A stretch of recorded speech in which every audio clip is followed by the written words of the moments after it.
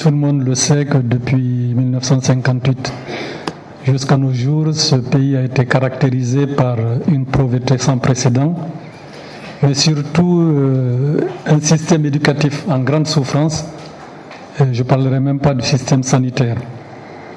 Ceci a été la responsabilité de tous ceux qui sont succédés à la tête de ce pays depuis 1958. Nous avons tenu à mettre en place ce parti.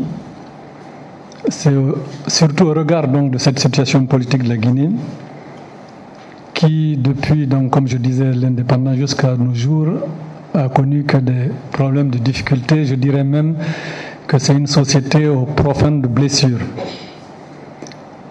Donc nous avons conscience de cette situation, nous sommes engagés à lancer cette formation politique dont nous estimons que cette formation a sa large part dans le paysage politique guinéen.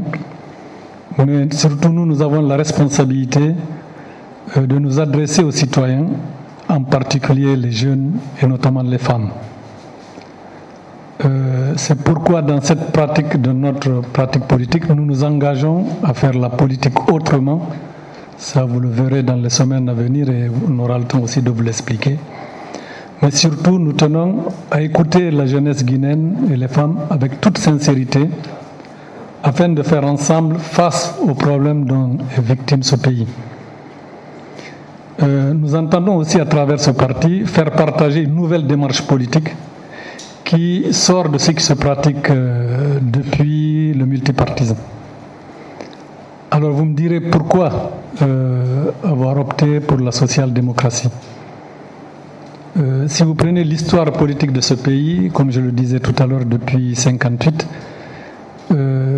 on a vécu deux grandes phases politiques. On a vécu une phase de 1958 à la mort du dictateur guinéen en 1984, une phase de tout État, de tout parti, tout le monde, tout se résumait sur le parti. Il n'y avait aucun espace pour l'initiative privée ou pour les libertés publiques et même individuelles.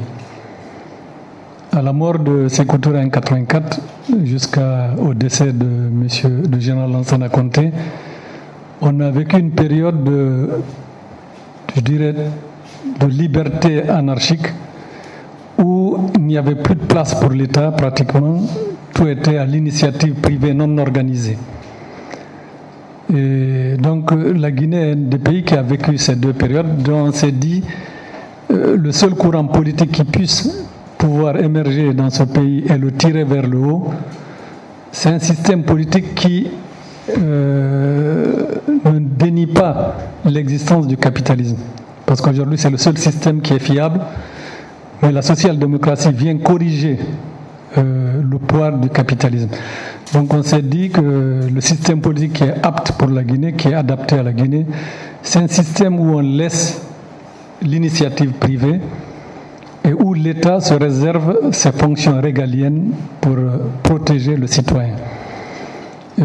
Cette vision on a été reconforté dans cette vision sur les derniers événements sanitaires qui sont déroulés dans le monde à travers la Covid-19, où on a vu des grands pays libéraux, démocratiques, comme les États-Unis, la France, qui se sont rappelés de l'importance du rôle de l'État à travers la Covid-19.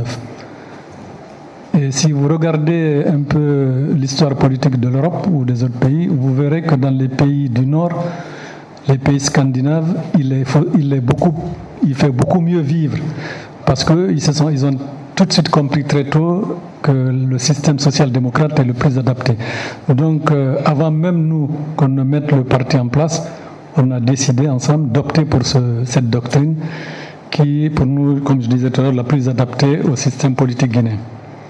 Mais on a aussi réinventé. Si vous prenez l'histoire politique de ce pays, il y a eu des leaders guinéens très tôt, avant même l'indépendance, qui ont mis en place le système social-démocrate. Je citerai un seul personnage politique très connu, c'est Yacine Diallo, qui a été le premier député guinéen à l'Assemblée nationale française, qui le premier a mis en place la social-démocratie et malheureusement qui est décédé en 1954.